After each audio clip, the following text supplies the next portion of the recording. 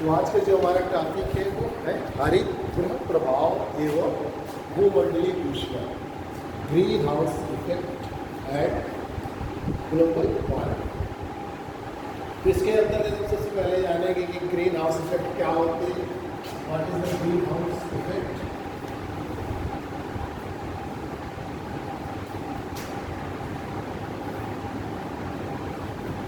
दूसरा फिर global warming क्या है,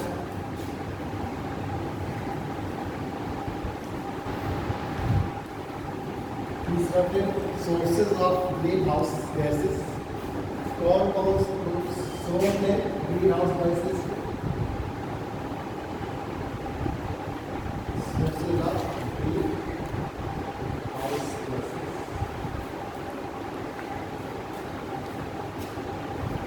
फिर इनसे क्या प्रभाव पड़ रहा है, इम्पैक्ट ऑफ ग्लोबल वार्मिंग।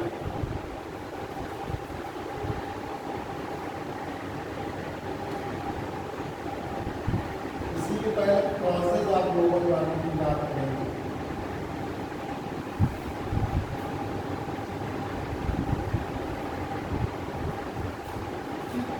और फिर ग्लोबल वार्मिंग को या क्लाइमेट चेंज, ग्लोबल वार्मिंग के साथ जो क्लाइमेट चेंज हो रहा है उसके लिए विश्व स्तर पर कौन कौन से सम्मेलन किए जा रहे हैं, कैसे आपके इंटरनेशनल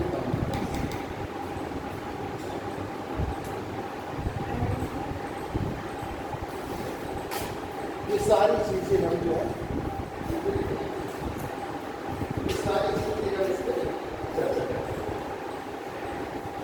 तो सबसे पहले देखते हैं कि ग्रीन हाउस इफेक्ट क्या है। एक्चुअली जो कॉन्सेप्ट आया है ग्रीन हाउस ग्लोबल वार्मिंग का, वो ग्रीन हाउस इफेक्ट से ही है। इसीलिए हम सबसे पहले आपको ग्रीन हाउस इफेक्ट बताते हैं क्या होता है। तो ये ग्रीन हाउस का जो कॉन्सेप्ट आया है ये वास्तव में जो शीत प्रधान देश है, जहाँ पर जो है सूर्य तप जो होता है वो कम होता है, सूर्य का प्रकाश या जो सूर्य की किरणें है वो कम मात्रा में होती है। सूर्य तप मतलब वही मेन कमिंग सोलर रेडिएशन की इंसोलेशन सूर्य तप। आगामी सौरविकिरण ये हमारा क्या कहलाता है, सूर्य तप कहलाता है। जो सूर्य की किरणें धरातल पर पहुँचती है उसे ही हम सूर्य तप कहते हैं। तो भूमध्य रेखा से जैसे जैसे आप ध्रुव की ओर जाते हैं वैसे वैसे सूर्य तप का मान क्या होता जाता है, कम होता जाता है, क्योंकि सूर्य की किरणें क्या होती है, तिरछी पड़ने लगती है। भूमध्य रेखा पर लगभग लंबवत, पूरी तरीके से लंबवत नहीं लेकिन लगभग पूरे वर्ष भर पड़ती है। केवल 21 मार्च और 23 सितंबर को भूमध्य रेखा पर सूर्य की किरणें एग्जैक्ट लंबवत पड़ती है, इसीलिए उस दिन दिन और रात के होते बराबर होते हैं। लेकिन और दिन भी वो लंबवत ही पड़ती है, लेकिन लगभग लंबवत पड़ती है। तो जैसे जैसे हम ऊपर की ओर जाते जाते हैं, भूमध्य रेखा से ध्रुव की ओर जाते जाते चूँकि सूर्य की किरणें क्या होती है, तिरछी होती जाती है। जैसे ये आपकी ग्लोब है और ये सूर्य है, तो अब ऐसे किरणें जा रही है, ऐसे चली जाएंगी, जैसे जैसे ऊपर जाएंगे वैसे वैसे तिरछी हो जाएगी। तिरछी हो जाने से उनको अधिक दूरी भी तय करनी पड़ती है और अधिक दूरी तय करने में ऊर्जा का क्षय भी अधिक होता है। जैसे कोई चीज़ एकदम सीधे है, एकदम लंबा है, तो दूरी क्या होगी, सबसे कम होगी, शॉर्टेस्ट दूरी रहती है, शॉर्टेस्ट डिस्टेंस रहती है। तो वहाँ पर सूर्य तक का मान अधिक होता है। जैसे जैसे हम भूमध्य रेखा से ध्रुव की ओर जाते हैं वैसे वैसे सूर्य अधिक तिरछी होने के कारण सूर्य तक का मान कम होता है। तो वास्तव में जो शीत क्षेत्र है हमारे, जहाँ पर सूर्य तप का मान कम होता है, तो वहाँ पर हमने फलों और खासतौर से सब्जी और जो फल थे उनकी खेती करने के लिए या उनको उगाने के लिए हमको जो तापमान की जरूरत थी वो तापमान नहीं मिल पाता। तो हमने क्या किया कि वहाँ पर कांच के घर बनाए और कांच के घर बनाए, तो उसके अंदर हमने खेती करना शुरू। अब इस कांच की क्या विशेषता होती है, ये किस तरीके के कांच होते हैं कि ये सौर विकिरण यानी कि सूर्य के विकिरण को तो अंदर आने देते हैं। सूर्य की विकिरण क्या होती है, छोटी तरंगें होती है। आप जानते हैं स्टीफन्स का ना, जो वस्तु जितनी अधिक तप्त होगी उससे निकलने वाली किरणें क्या होती है, इतनी छोटी लगभग। तो सूर्य चूँकि बहुत अधिक तप्त होता है तो उससे निकलने वाली किरणें क्या होती हैं, छोटी होती है। तो ये जो हमारे कांच के घर होते हैं, या आप कभी अपने घर में समझिएगा कि जहाँ पर कांच लगा होता है वहाँ पर सूर्य की किरणें आ तो जाती है, लेकिन जब वो पृथ्वी से टकराने के बाद जो है दीर्घ तरंगों के रूप में वापस जाती है, तो वो उनसे वापस नहीं जाती। यानी ये जो तरंगे हैं ये सौर लघु तरंगों के लिए क्या है, लघु तरंगों के लिए पारदर्शी, जहाँ से लघु तरंगे चली जाती है इसके अंदर, लेकिन जो यहाँ से जाती है दीर्घ तरंगे उनके लिए क्या है, अपारदर्शी। ये ऊपर न करके फिर इसी को क्या कर देता है, नीचे गिर देता है। इस तरीके से वहाँ का तापमान क्या होता है, अधिक हो जाता है, और जो आवश्यक तापमान चाहिए खेती के लिए, सब्जी और फल उगाने के लिए, वो तापमान उनको मिल जाता है। तो इस तरीके से जो है ये जो कांच के घर बनाए जाते हैं उनसे जो है हरी सब्जियाँ वगैरह जो होती है, फल जो होता है, तब उनको क्या करते हैं, उनकी खेती के लिए उपयोग में लाते हैं। इसलिए इसको कहा गया है हरित गृह। यहाँ से ये कहाँ से आया है, सीख प्रभाव देश से। तो अगर आप देखिए ये भी जान लें हरित गृह प्रभाव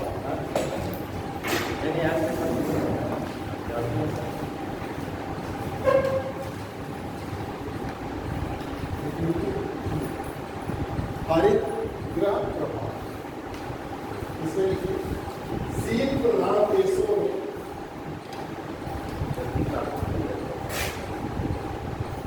क्लास 2.5 बजे हाँ तो 2:30 बजे शुरू 2 मिनट जितना ज़्यादा हो उतने ही होगा। शीत प्रधान देशों में, शीत प्रधान देशों में जहाँ पर शीतकाल में, देखिए 2 बजे पेपर छूट जाता है, आप जो है ये वाली क्लास 2:10 में जुड़ जाते हैं,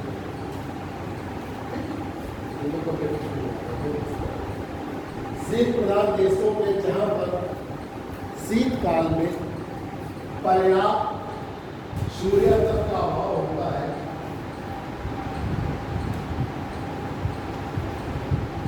सूर्यातप का अभाव होता है, पौधों खासकर फलों एवं सब्जी के पौधों के लिए, फलों एवं सब्जी के पौधों के लिए हरित गृह का प्रयोग किया जाता है, हरित गृह का प्रयोग किया जाता है।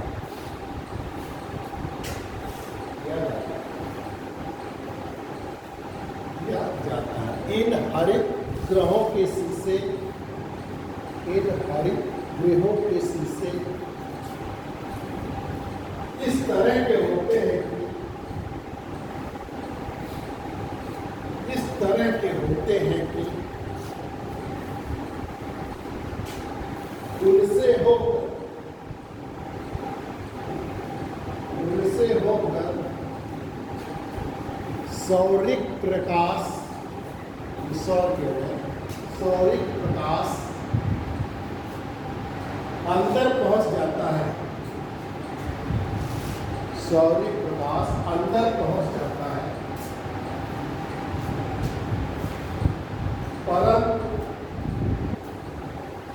परंतु इन घरों से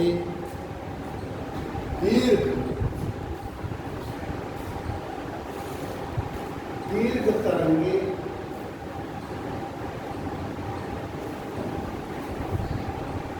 बाहर नहीं जा पाती हैं।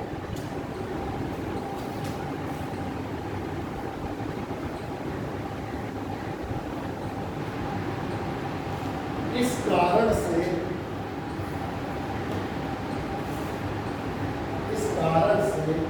हरित गृह में ऊष्मा का लगातार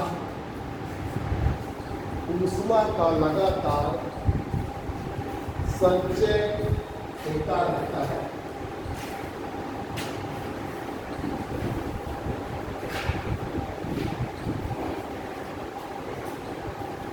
होता होता है। इस समस्त प्रक्रिया को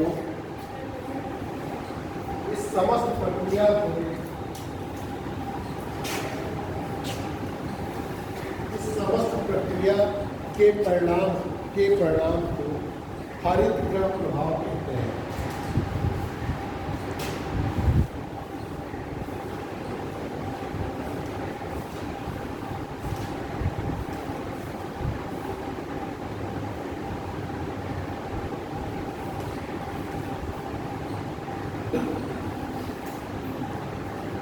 हरितगृह प्रभाव कहलाती है। जो पृथ्वी के संदर्भ में, ये तो हमने आपको बताया कि हरितगृह का जो कॉन्सेप्ट आया वो शीत प्रधान देशों से आया, जहाँ पर शीतकाल में तापमान क्या हो जाता था, कम हो जाता था।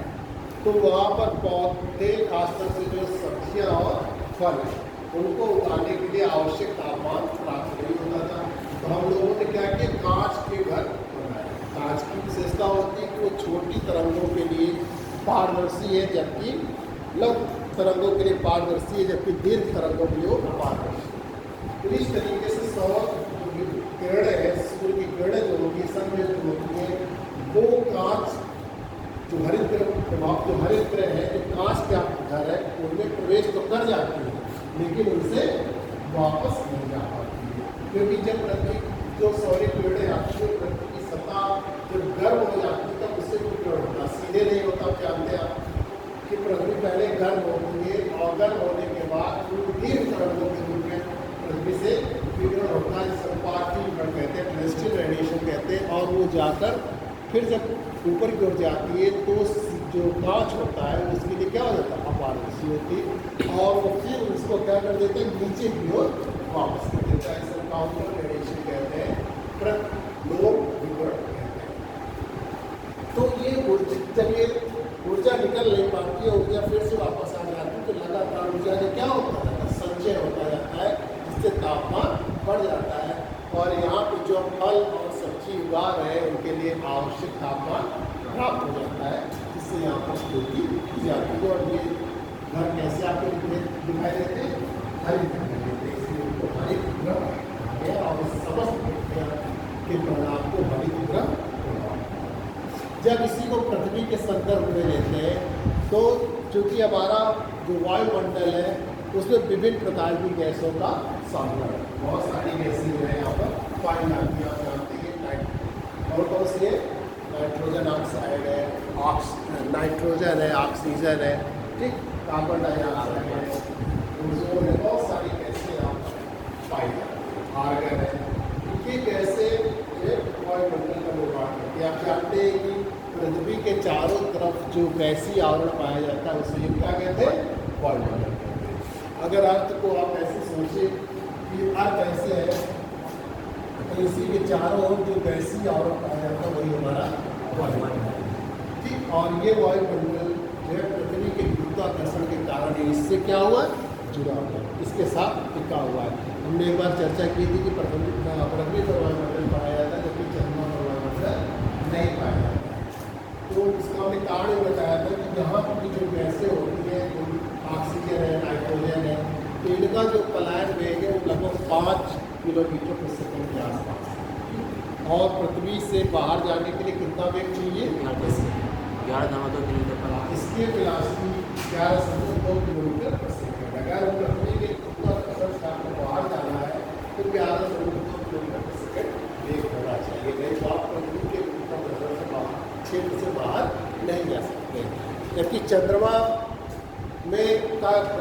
के लिए इसकी वेलोसिटी कितनी है, 2.9 किलोमीटर प्रति सेकंड है। इसलिए ये जो गैसें होती है, वो चंद्रमा के गुरुत्वाकर्षण से बाहर चली जाती है, इसलिए वहाँ पर वायुमंडल नहीं पाया जाता है। आप जितने भी रॉकेट देखिए स्पेस में छोड़े जाते हैं, सबकी स्पीड 11.2 किलोमीटर प्रति सेकंड से अधिक है, तभी वो स्पेस में जा पाते हैं। तो स्पेस में जा गुरुत्वाकर्षण क्षेत्र में ही हो जाएगी।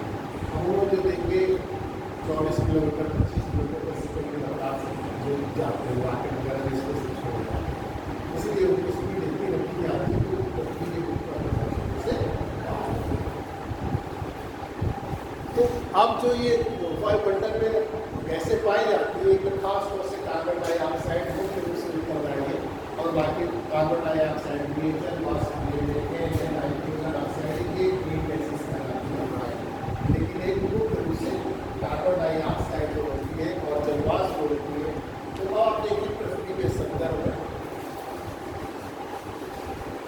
जिसे हम लोग ग्लोबल वार्मिंग कहते हैं, भूमंडलीय विस्फोट कहते हैं। अब जैसे मान लीजिए ये हमारा वायुमंडल भी एक कांच की तरीके से ही कार्य करता है और ये अर्थ सरफेस है।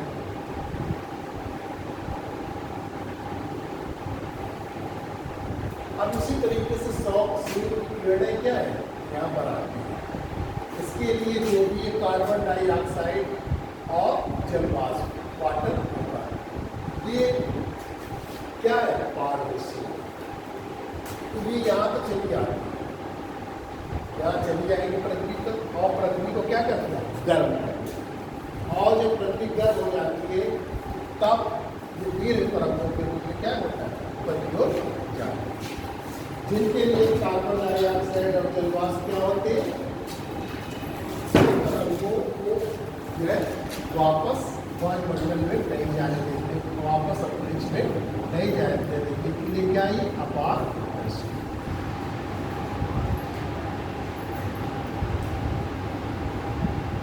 ये 60 वेव्स जो होती है उनके लिए भी क्या पारदर्शी है, और ये जो लाल वेव्स है उनके लिए अपारदर्शी। आप जानते हैं कि हमारा वायुमंडल सीधे गर्म नहीं होता है। सूर्य तप की जो किरणें आती है पहले पृथ्वी को गर्म करती है, पृथ्वी गर्म होने के बाद जो विकिरण होता है उससे हमारा वायुमंडल गर्म होता है। अगर सीधे वायुमंडल गर्म होता तो जैसे जैसे ऊपर की ओर जाते हैं वैसे वैसे हमको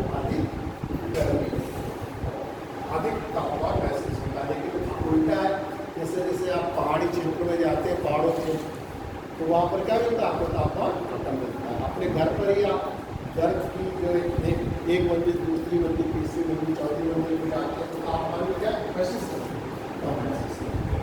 तो अगर सीधे वायुमंडल गर्म होता तो पहले चौथी मंजिल को गर्म करता, फिर तीसरी, फिर दूसरी, फिर पहली।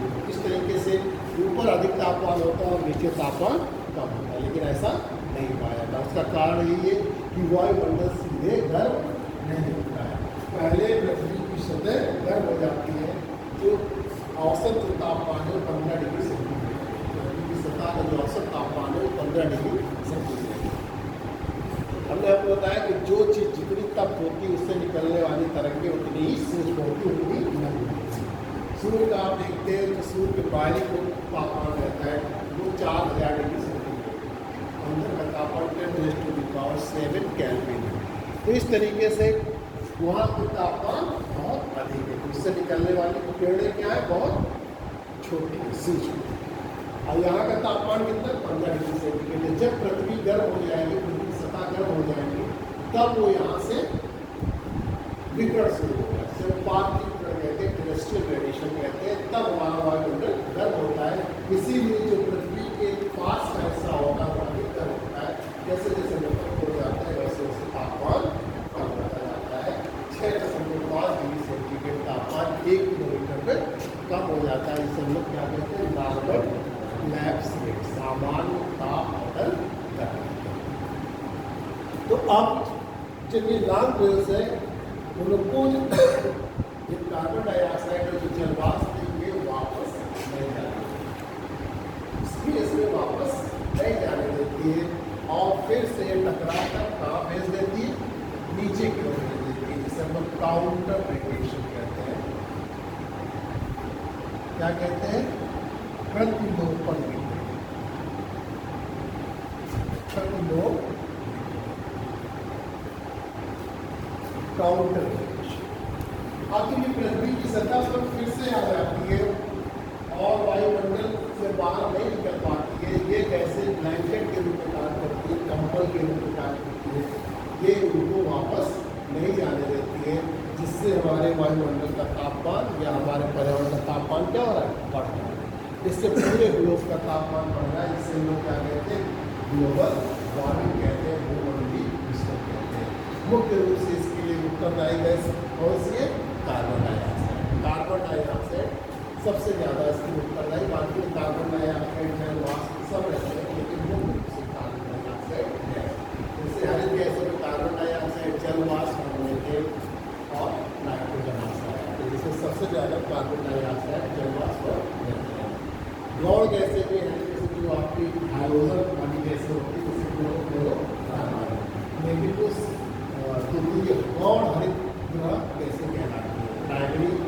हरित गृह कैसे नहीं करना। आई बस तो आप रोटरी यूज कर लीजिए।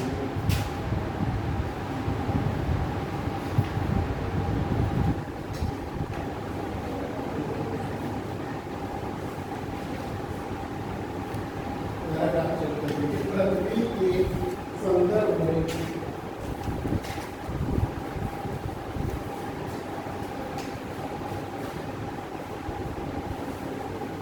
डाइऑक्साइड तथा जलवाष्प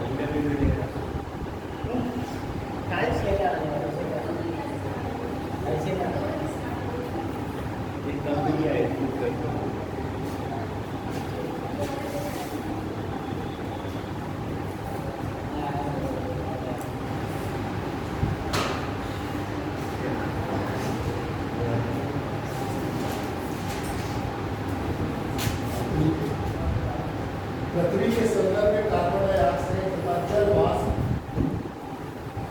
पृथ्वी के संदर्भ में कार्बन डाइऑक्साइड तथा जल वाष्प हरित गृह की तरह व्यवहार करती है, हरित गृह की तरह व्यवहार करती है।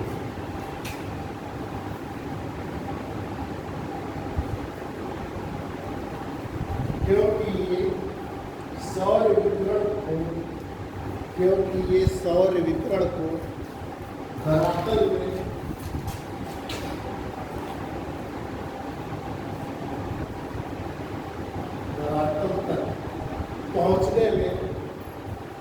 धरातल तक पहुंचने में कोई बाधा उपस्थित नहीं करती, कोई बाधा उपस्थित नहीं करती, परंतु बहिर्गामी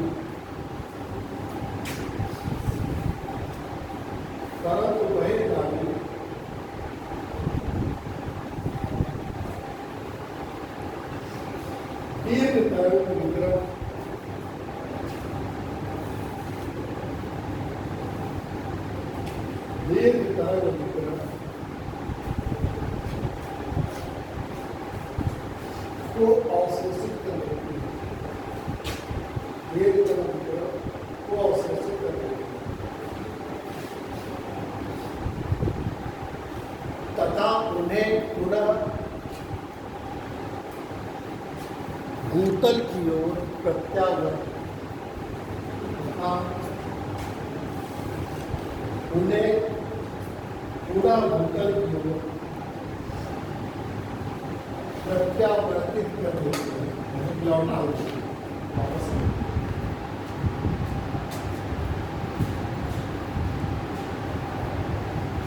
इस तरह के विकिरण को प्रतिलोम विकिरण कहते हैं।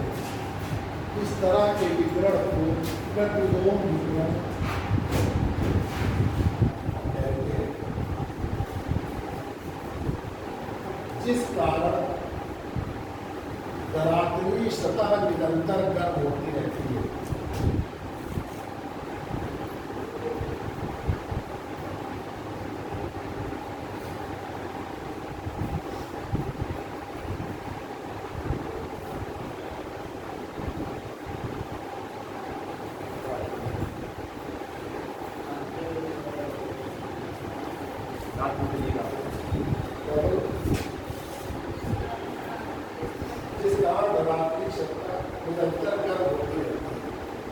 और बढ़ाता है कि शक्कर गर्म होती है।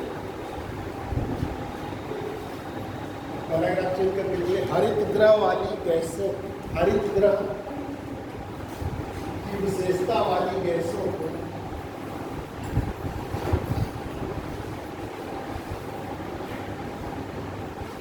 विशेषता वाली गैसों को हरित ग्रह गैस कहते हैं, जैसे कार्बन डाइऑक्साइड, जलवाष्प, नाइट्रोजन ऑक्साइड।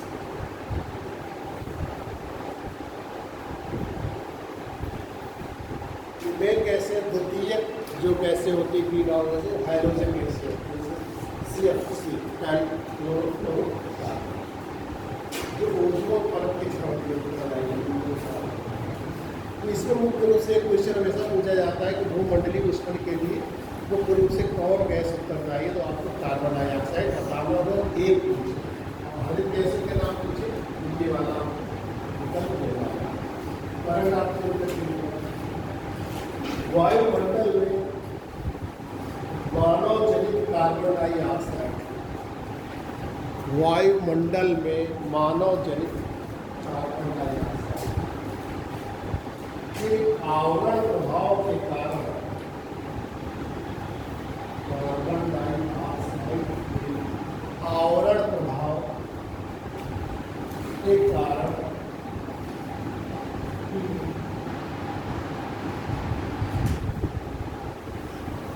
पृथ्वी की सतह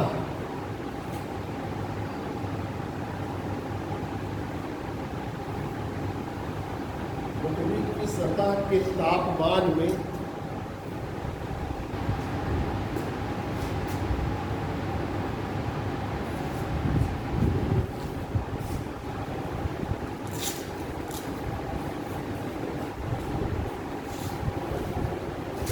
पृथ्वी की सतह के तापमान में लगातार वृद्धि का होना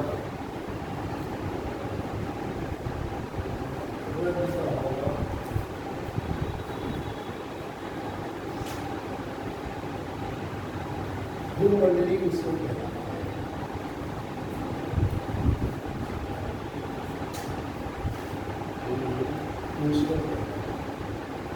ग्लोबल वार्मिंग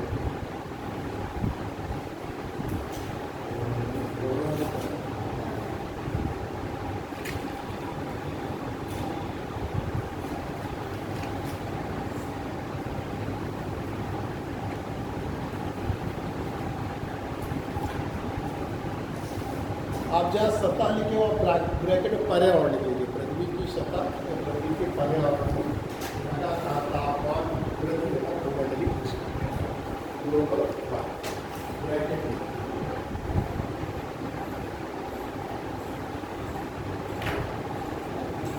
तो अब यहाँ तक आपको बताइए हरित गृह प्रभाव और भूमंडलीय उष्णन में कुछ समझ में ना आए कॉन्सेप्ट जो भूमंडलीय उष्णन का आया इसीलिए हमने दोनों के साथ आपको बताई हरित गृह प्रभाव एवं भूमंडलीय उष्णन। वही से कॉन्सेप्ट आया कि जो हमारे टॉर्च होते हैं वो 100 लीटर के लिए क्या बाहर से, और जो पार्थिव विकिरण होता है उसके लिए इससे भी तापमान। एक्चुअली था क्या है कि जो एक वायुमंडल में गैसों का संगठन है वो एक अपने संतुलन में है, लेकिन मानव की जो गतिविधियाँ हैं उसमें लगातार कार्बन डाइऑक्साइड की मात्रा कार्बन डाइऑक्साइड की बढ़ रही है, क्लोरोफ्लोरोकार्बन की बढ़ रही है, मीथेन की बढ़ रही है, कई सब चीज़ों की बढ़ रही है। कार्बन डाइऑक्साइड का नाम हमने इसलिए दिया कि सबसे ज़्यादा कार्बन डाइऑक्साइड की मात्रा बढ़ती है।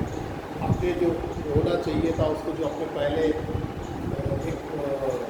सामान्य संतुलन में रखी उससे 50% इस तरीके से ये मात्राएं जो उनका रेशियो है वायुमंडल में संतुलन का, उस रेशियो में असंतुलन होता है। कार्बन डाइऑक्साइड की मात्रा अधिक, मीथेन की मात्रा का सामना पहले से अधिक होता है। ये के सांद्रण के अधिक होने से, अरे वो मानव इलेक्ट्रिक है उसे तो कार्बन डाइऑक्साइड की मात्रा में तेजी से उसके सांद्रण में कंसंट्रेशन में परिवर्तन होगा। यही कार्बन डाइऑक्साइड जो है अधिक से अधिक मात्रा को क्या कर रही है, नीचे की ओर जो है रेडिएशन कर रही, काउंटर रेडिएशन कर रही है। मतलब इसके लिए चूंकि अपारदर्शी है, जितनी कार्बन डाइऑक्साइड की मात्रा बढ़ेगी उतनी ज़्यादा काउंटर रेडिएशन की मात्रा बढ़ेगी। क्योंकि थोड़ी मात्रा रहेगी तो थोड़ी चीज़ों के लिए अपारदर्शी रहेगी, थोड़ी मात्रा की अपारदर्शी रहेगी। क्योंकि कार्बन डाइऑक्साइड की मात्रा अधिक हो जाएगी तो अधिक मात्रा की अपारदर्शी हो जाएगी। तो इस तरीके से कार्बन डाइऑक्साइड की मात्रा अधिक हो जाने से हमारे काउंटर रेडिएशन की मात्रा बढ़ेगी। अब ऊपर जा रही है हमारी पार्थिव पृथ्वी की, पृथ्वी की अगर सूर्य तक जितना आता है उतना क्या होता है, फिर से स्पेस में चला जाता है। अगर पृथ्वी गर्म होती है तो ठंडी भी होती है, आप जानते हैं। इसको आपको बताएंगे हीट बजट और हीट बैलेंस के पास पढ़ाएंगे तो आपको बताएंगे कि पृथ्वी जो है जितनी गर्म होती है उतनी ठंडी भी हो जाती है। अगर ठंडी ना हो तो पृथ्वी में धीरे धीरे ऊष्मा का इतना अधिक संचरण हो जाए कि यहाँ पर किसी भी तरीके की जो है जैविक गतिविधियाँ संभव नहीं हो सकती।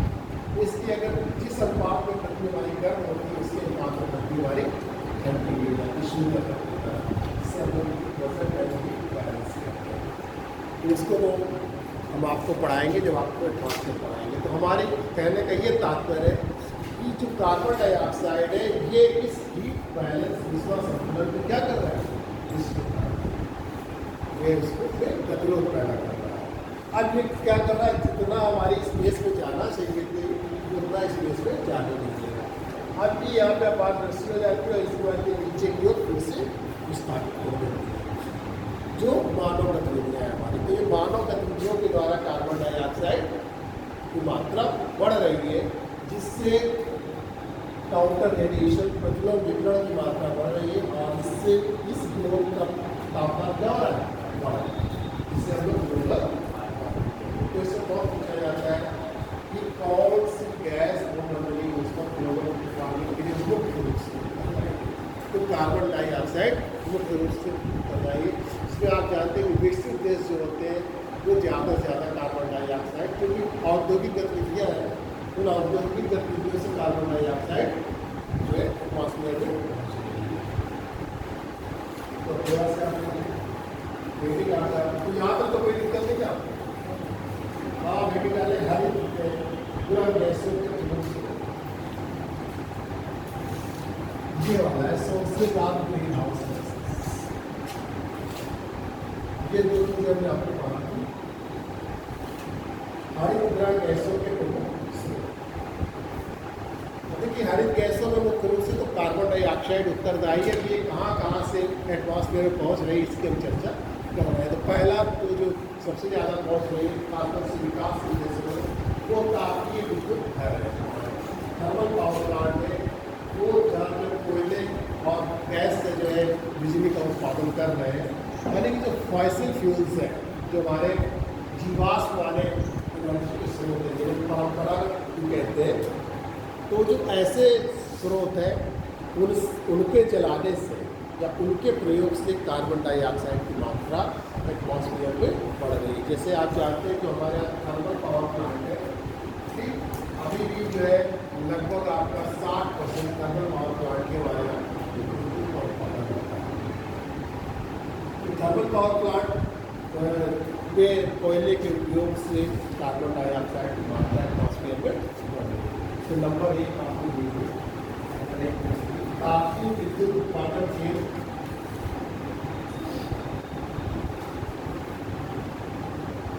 तापीय विद्युत उत्पादन केंद्र ब्रैकेट में आप चाहे थर्मल पावर प्लांट लिख लो, तापीय विद्युत उत्पादन केंद्र में कोयले, खनिज तेल व प्राकृतिक गैसों के कारण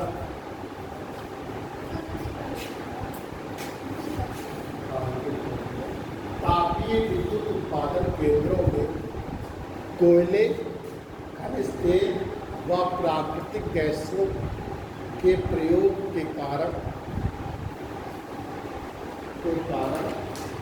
वायुमंडल में कार्बन डाइऑक्साइड की मात्रा का बढ़ना।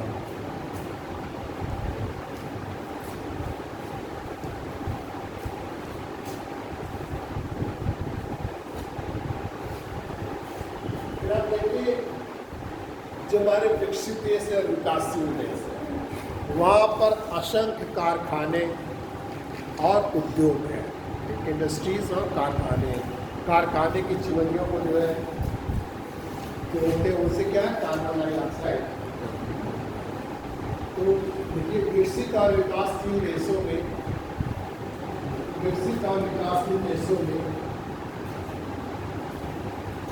असंख्य कारखानों में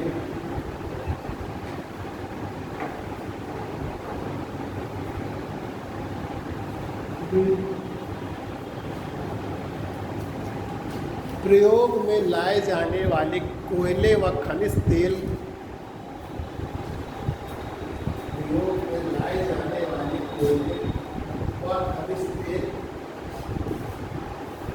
के कारण कार्बन डाइऑक्साइड की मात्रा प्रयोग में लाया जाता है। जाने वाले कोयले, पहले तो नहीं लिख दिया, खनिज तेल व क्या लिखा है, विश्व विकास देशों में असंख्य कारखानों में कोयले प्रयोग असंख्य कारखानों में कोयले व खनिज तेल के प्रयोग के कारण वायुमंडल में कार्बन डाइऑक्साइड की मात्रा में वृद्धि।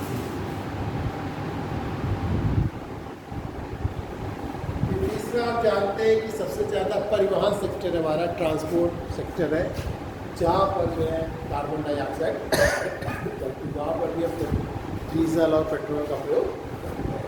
लेकिन परिवहन सेक्टर में डीजल और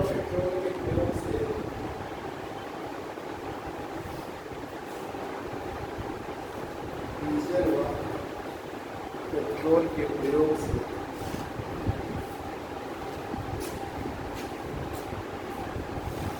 कार्बन डाइऑक्साइड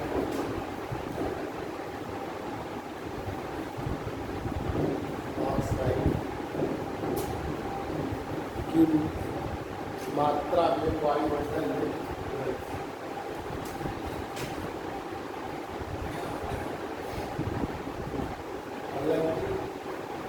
आप जानते हैं बहुत सारे अभी भी ग्रामीण जो क्षेत्र ऐसे हैं विकासशील देशों में, जहाँ हम लकड़ियों को ही ईंधन के रूप में प्रयोग करते हैं।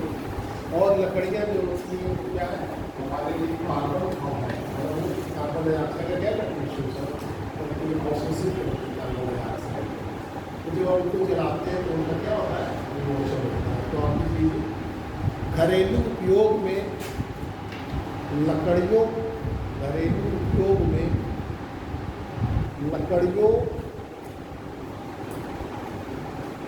का ईंधन के रूप में प्रयोग करने पर कार्बन डाइऑक्साइड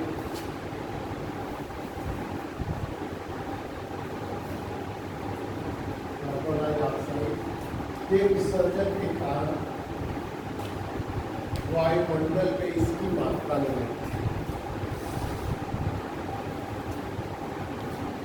कार्बन डाइऑक्साइड के विसर्जन के कारण वायुमंडल में इसकी मात्रा में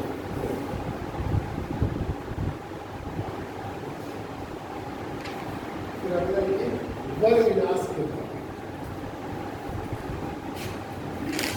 वन विनाश के द्वारा डिफॉरेस्टेशन, वन विनाश या वनों के ह्रास। अब आप जानते हैं कि कार्बन डाइऑक्साइड गैस के जो है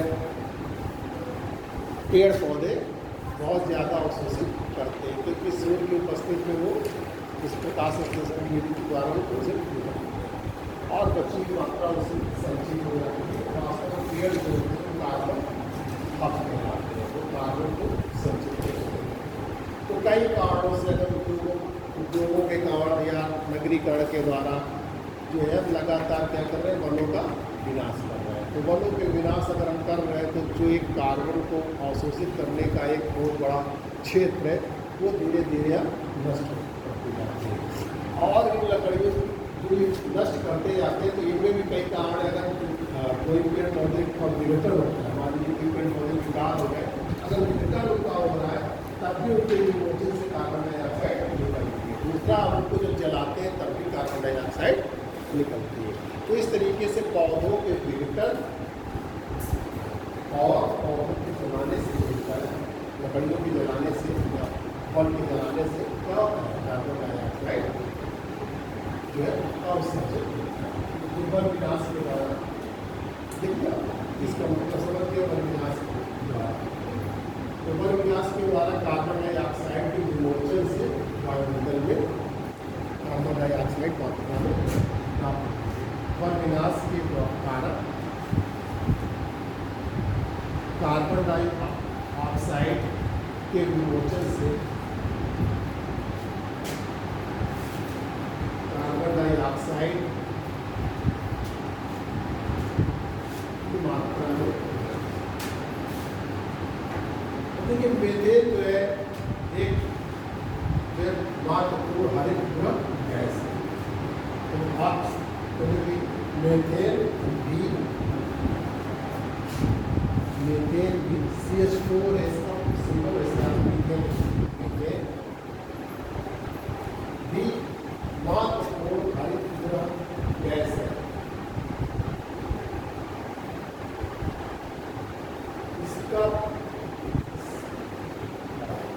प्रमुख स्रोत धान की कृषि तथा पालतू जानवरों का गोबर,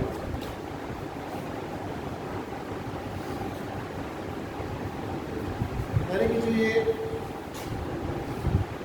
हम लोग धान की खेती करते हैं, जो भी जल वाली खेती, ऐसी खेती जिसमें जल का संचयन होता है, जल की मात्रा अधिक क्वेश्चन आता है एग्जाम में कि मीथेन गैस सबसे ज़्यादा किन फसलों से निकलती है। या इस तरीके से निकलता है कि धान की जो फसल होती है उससे कौन सी गैस सबसे अधिक, दोनों तरह से क्वेश्चन आ चुका है, उसको आपको ध्यान रखना है। मीथेन गैस जो होता है वो धान, क्योंकि धान की जो खेती होती है उसमें पानी की आवश्यकता ज़्यादा होती है, तो जितनी पानी वाली फसलें होती है उससे सबसे मीथेन गैस निकलती है। और जो गोबर होता है उससे भी क्या कहते हैं, मीथेन गैस। कभी आप देखते रहे होंगे कि गोबर से एक बार जो है गोबर गाँव में जमा कराया जाता है और उससे गैस बनाई जाती है। एक और पाइपलाइन से सब गैस भी आ गया, वो योजना नहीं है कि पहले के बाद 20-25 साल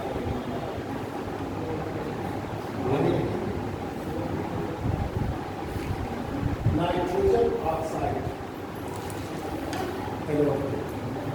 ये भी मतलब है, लेकिन ये नाइट्रोजन ऑक्साइड आगे कैसे तेज गति से उड़ने वाले जेट विमानों से, तेज गति से उड़ने वाले जेट विमानों से इनका विमोचन होता है, उनका विमोचन होता है, इसका विमोचन चाहिए। मतलब नाइट्रोजन ऑक्साइड का विमोचन तेज गति से उड़ने वाले जेट विमानों से। सबसे ज़्यादा जो है चीन, पूरे विश्व में सबसे ज़्यादा चीन जो है कार्बन डाइऑक्साइड गैस का उत्सर्जन संयुक्त राज्य अमेरिका दूसरे नंबर। कार्बन डाइऑक्साइड का उत्सर्जन सबसे अधिक चीन। क्वेश्चन आया एग्जाम में, कई बार पूछा गया कि विश्व में सबसे ज़्यादा कार्बन डाइऑक्साइड गैस का उत्सर्जन कौन सा देश करता है? चीन। चीन करता है 24%, पूरे विश्व का 24%। दूसरे नंबर पे संयुक्त राज्य अमेरिका है, तीसरे नंबर पे यूरोपीय संघ और चौथे नंबर पे भारत। यूरोपीय संघ पूरा यूरोप का जो संघ है मतलब 14% करता है, 19% से ऊपर आ सकते हैं और न 6% बाहर। लेकिन प्रति व्यक्ति सबसे अधिक जो विसर्जन करता है वो ऑस्ट्रेलिया का। एक बार ये पूछा गया था विश्व में सबसे अधिक प्रति व्यक्ति कार्बन डाइऑक्साइड गैस का उत्सर्जन कौन सा देश करता है? तो ऑस्ट्रेलिया। ऑस्ट्रेलिया दूसरे नंबर पर संयुक्त तीसरे नंबर पर रूस। इस बार भी ऑप्शन जो है चीन वगैरह दिया था, अगर उसमें ध्यान से नहीं पढ़ा तो लोगों ने चीन याद रखिए। क्वेश्चन पढ़ने में बहुत समय ज़्यादा से ज़्यादा लगेगा। आप इस कई एग्जाम दिए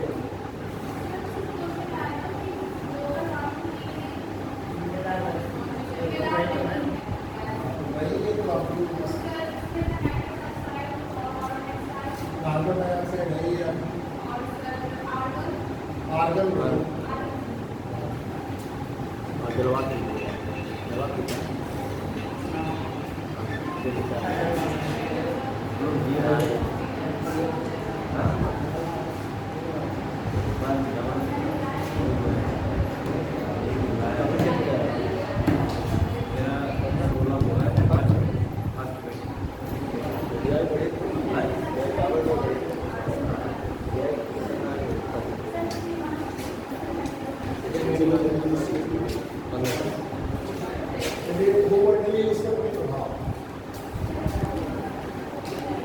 कल आप लोग जल्दी आइएगा। आज आप लोग 2:30 बजे आए, हमको तो नहीं पता। दीपावली के बाद 3 बजे से हो जाएगा। 3 बजे से नहीं है। चलिए कोई बात नहीं, या तो आप सुबह करवाइए नहीं तो फिर आप विकल्प बोलिएगा। वो मंडली उसमें के प्रभाव नहीं है, फिर आपको ज़्यादा दिक्कत हो, इसी में दिक्कत हो। लेकिन वो मंडली उसमें के प्रभाव क्या क्या मंडली उसमें के प्रभाव है? इसमें कार्बन डाइऑक्साइड के सांद्रण में वृद्धि के कारण वायुमंडलीय रासायनिक में परिवर्तन। ये तो बोल रहे थे कि एग्जाम की वजह से मैं करूँगा। वायुमंडलीय रासायनिक में जो एटमॉस्फेरिक केमिस्ट्री है, आपका संगठन है, जो क्रियाएं हो रही है, तो वायुमंडल की जो केमिस्ट्री है एटमॉस्फेयर की, उसमें परिवर्तन होगा। दूसरा देखिए, वायुमंडल के ऊष्मा संतुलन एवं उसके संगठन में महत्वपूर्ण परिवर्तन। वायुमंडल के ऊष्मा संतुलन एवं उसके संगठन में महत्वपूर्ण परिवर्तन। तीसरा, धरातलीय सतह एवं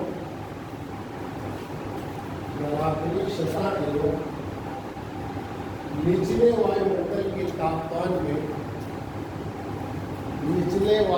के तापमान में निरंतर वृद्धि।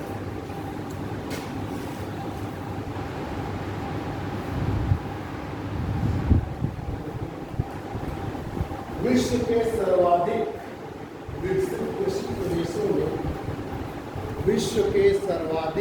विकसित कृषि प्रदेशों में वर्षा एवं मिट्टियों में नमी की मात्रा में कमी। तापमान अधिक रहेगा तो मिट्टी में की नमी क्या हो जाएगी? जल को क्या हो जाएगा? अगला, विश्व स्तरीय पारिस्थितिकी तंत्रों पर प्रतिकूल प्रभाव। विश्व स्तरीय पारिस्थितिकी तंत्रों पर प्रतिकूल प्रभाव। विश्व स्तरीय पारिस्थितिकी तंत्रों पर प्रतिकूल प्रभाव। जो हमारा पारिस्थितिकी तंत्र है वो क्या हो जाएगा? जिस तरह से क्योंकि अधिक तापमान है, मतलब कई पेड़ पौधे ऐसे हैं जिन जानवर जो अधिक तापमान को सहन नहीं करते। सागरीय सतह के अल्बेडो में परिवर्तन, सागरीय सतह के अल्बेडो में परिवर्तन। अल्बेडो कहलाता है जो सूर्य की परावर्तित, सूर्य के प्रकाश की परावर्तित मात्रा होती है वो अल्बेडो। फिर वो पूरी मात्रा का शोषण तो होता नहीं, सूर्य की किरणें गिरती है पर को टकराकर वापस, तो जितना बात परावर्तित होता है वो उसका अल्बेडो।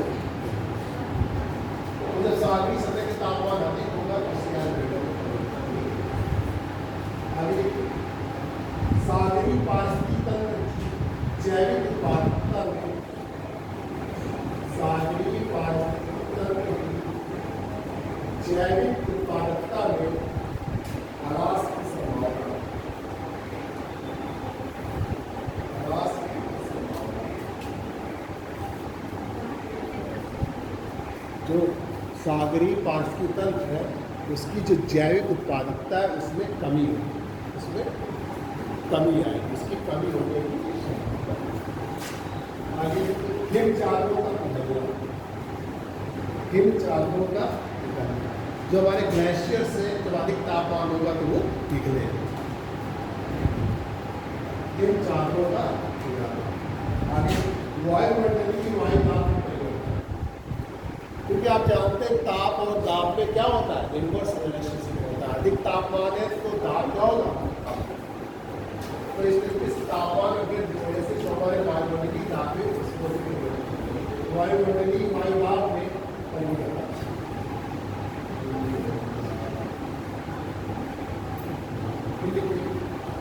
वर्षा के वर्तमान विश्व प्रतिरूप में परिवर्तन, वर्षा के वर्तमान विश्व प्रतिरूप में, तो आप देख ही रहे हैं जब अक्टूबर में हमारे यहाँ वर्षा हो रही है ये परिवर्तन आपको दिखा। लेकिन आपदाओं में जो प्राकृतिक आपदाएं उनमें आप इसको नेक्स्ट टाइम इसको आगे करेंगे। कॉजेज और इम्पैक्ट हमने बताया, अब आपको बताएं कि इम्पैक्ट हो गया। अब इसके बाद हम आपको बताएं क्या इसके उपाय ग्लोबल वार्मिंग के हम कैसे कम कर सकते हैं और उसके लिए कौन कौन सी सम्मेलन हुए हैं, तो इसकी चर्चा हम कल करेंगे। और साथ ही कल हम आपको एसिड रेन भी बताएंगे, और उसका भी क्वेश्चन